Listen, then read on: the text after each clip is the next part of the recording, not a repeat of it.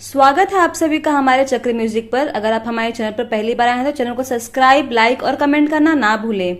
आइए जानते हैं आज के इस वीडियो में, संतान सुख की मनोकामना है तो माता रानी की गोद भराई के दौरान कर ले ये उपाय, जिससे आपकी मनोकामना पूर्ण हो जाएंगी।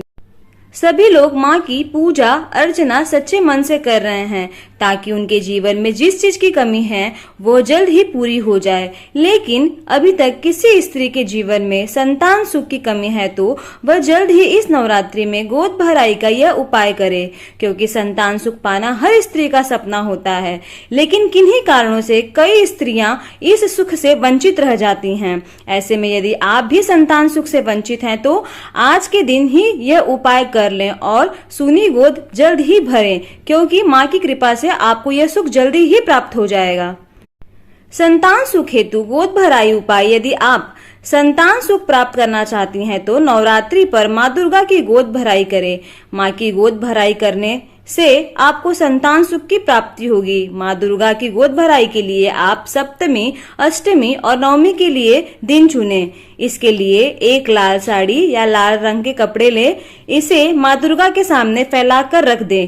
अब इस कपड़े पर या साड़ी पर आप 7 पान के पत्ते रख लें। फिर उस पर दोनों हाथों से चावल भरकर माँ भगवती की गोद में रख दें।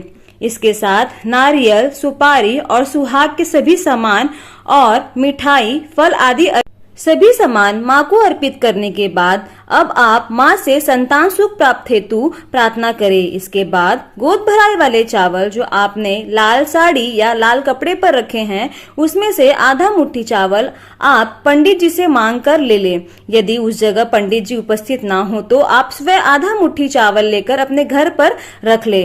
बचे चावल को वस्त्र सहित व सुहाग के सभी सामान मंदिर में दान कर दें। माँ की गोद भराई अत्यंत आवश्यक है। जो भी स्त्री माँ दुर्गा की गोद भराई करती हैं, उनकी गोद कभी भी और किसी जन्म में खाली नहीं रहती है। जो स्त्रियां माँ की गोद भराई करती हैं वो कभी भी संतान सुख से वंचित नहीं रहती।